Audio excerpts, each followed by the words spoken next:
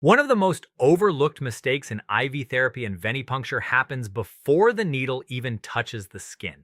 It happens during vein assessment. Too many failed IV starts and painful blood draws occur because clinicians focus only on finding a visible vein instead of understanding the anatomy of that vein.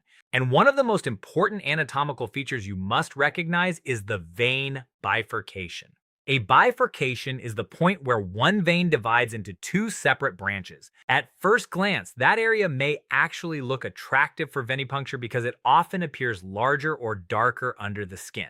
But inserting near that split can create problems that lead to unsuccessful procedures, blown veins, infiltration, bruising, and patient discomfort. When you assess a vein, your eyes should never stop at just locating it.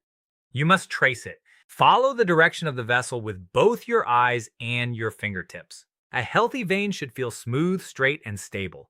But when you approach a bifurcation, you will often notice a change in direction or a Y-shaped branching pattern. That split is a warning sign telling you to slow down and think carefully about your insertion site. Veins at bifurcation points are less stable because blood flow dynamics change at that junction. The vessel walls can be more fragile and catheter placement becomes less secure. Even if you successfully enter the vein, the catheter may not sit properly, increasing the chance of infiltration or early IV failure.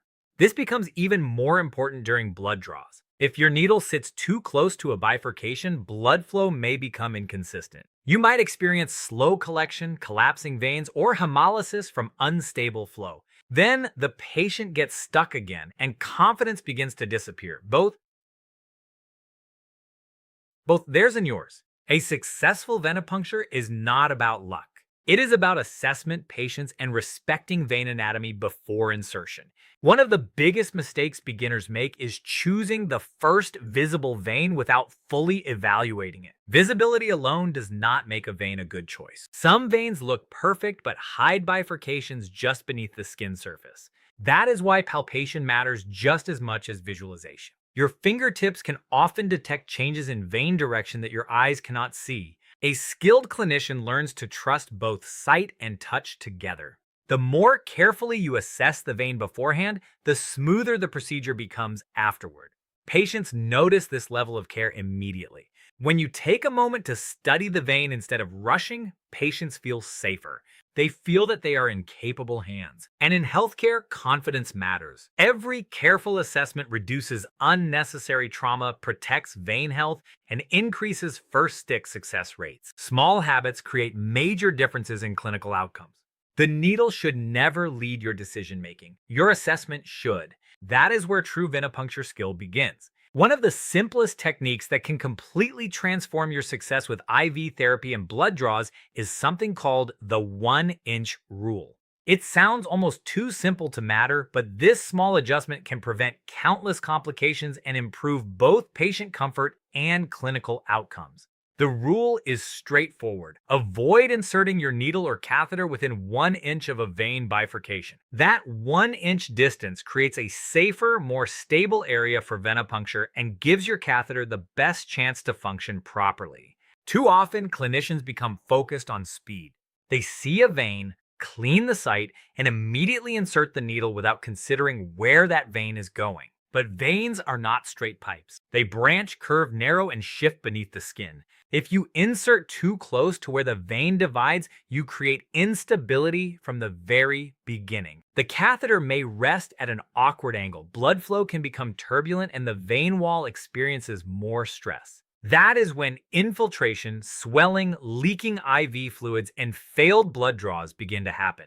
The 1-inch rule forces you to slow down and think ahead. Instead of asking yourself, can I hit this vein? You begin asking, will this site safely support therapy or blood collection? That mindset changes everything. A successful IV is not just about entering the vein. It is about maintaining stability after insertion. You want the catheter sitting comfortably inside a healthy, straight section of the vessel where blood flow remains smooth and uninterrupted.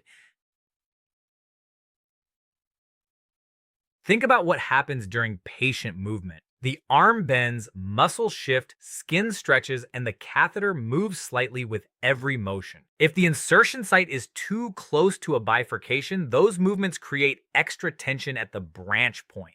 The catheter may press against the vein wall or become partially displaced. What looks successful at first suddenly infiltrates an hour later. Then the patient loses a vein, experiences pain, and requires another stick. Many of these situations can be avoided simply by respecting that 1-inch safety distance. This rule becomes even more valuable in difficult patients. Elderly patients, dehydrated patients, chemotherapy patients, and individuals with fragile veins already have limited vascular access. Every failed attempt matters. Protecting vein integrity becomes a priority. By selecting a straight section of vein away from bifurcations, you reduce trauma and increase the likelihood of first stick success. You also preserve future access sites, which is critical in long-term care and emergency settings. The beauty of the 1-inch rule is that it creates consistency. Under stress, during busy shifts, or in fast-paced emergency environments, simple habits protect you from avoidable mistakes. You do not need complicated technology to improve venipuncture outcomes. Sometimes, the most powerful clinical techniques are the simplest ones practiced consistently every single day. Patients may never know the name of the technique you used, but they will remember how smoothly the procedure went, how little pain they felt, and how confident you appeared during the process. That confidence comes from respecting the fundamentals. Master the small details, and the big results will follow. Choosing the right vein is one of the most important decisions you make during IV therapy and blood collection, and it often determines whether the procedure becomes smooth and successful or stressful and painful. The reality is that not every visible vein is a good vein. Some veins appear large and obvious but are unstable, fragile, or positioned near bifurcations that increase the risk of failure. That is why experienced clinicians never rush vein selection. They understand that a few extra seconds of assessment can prevent multiple failed attempts later. When you approach a patient, your first instinct should not be to grab the needle. Your first responsibility is to study the vascular landscape carefully. Look at the entire arm before focusing on a single vein. Observe the direction of the veins, their depth, their size, and how they branch. Then begin palpating. Good vein selection is not based on appearance alone. A vein may look perfect visually but feel soft, flat, or unstable under your fingertips. The best veins are usually straight, well-supported, and elastic to the touch. They rebound gently when pressed and maintain consistent direction for a safe distance beyond the insertion site. This is where the 1-inch rule becomes extremely practical. Once you identify a promising vein, trace it forward and backward. Make sure there is enough straight vein available before any branching occurs. You need room not only for needle entry, but also for catheter stabilization.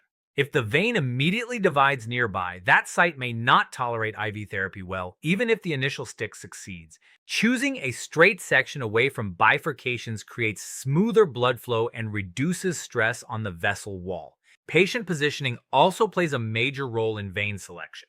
Sometimes veins are difficult to assess simply because the arm is tense or poorly supported. Lowering the arm below heart level, applying a proper tourniquet, or asking the patient to relax the hand can significantly improve vein visibility and palpation. Good lighting matters as well. Shadows can hide bifurcations or create false impressions of vein size. Skilled clinicians use both observation and touch together instead of relying on one method alone. Rolling veins are another common challenge, especially in older adults or dehydrated patients. These veins move away when touched, making insertion difficult. Beginners often chase these veins with the needle, causing unnecessary trauma and patient discomfort. Stabilization is critical. Use your non-dominant hand to anchor the vein firmly before insertion. A stabilized vein gives you control and improves precision. Fragile veins require even more patience. In these situations, forcing a large catheter into a delicate vessel often causes immediate failure. Vein preservation should always guide your decisions. One of the most common mistakes inexperienced clinicians make is becoming emotionally attached to the first vein they see. If the vein does not meet safety criteria, move on. There is no weakness in reassessing. In fact, reassessment is a sign of clinical maturity. Confidence is not about rushing into a difficult stick. Confidence is about knowing when to pause, think critically, and choose the safer option. Every successful venipuncture begins long before the needle enters the skin. It begins with disciplined assessment, smart vein selection, and respect for the anatomy beneath your fingertips. Every venipuncture procedure is more than a technical skill. It is a moment of trust between a healthcare professional and a patient. Most patients do not understand catheter sizes, vein anatomy, or blood flow dynamics, but they do understand fear, anxiety, and discomfort. The moment they see the needle, many patients immediately begin worrying about pain, failed attempts, bruising, or hearing the words, "I'm sorry, I need to try again." That is why your technique matters far beyond simply obtaining blood or starting an IV. Your approach determines how safe, respected, and confident the patient feels during the experience. One successful first stick attempt can completely change a patient's perception of healthcare.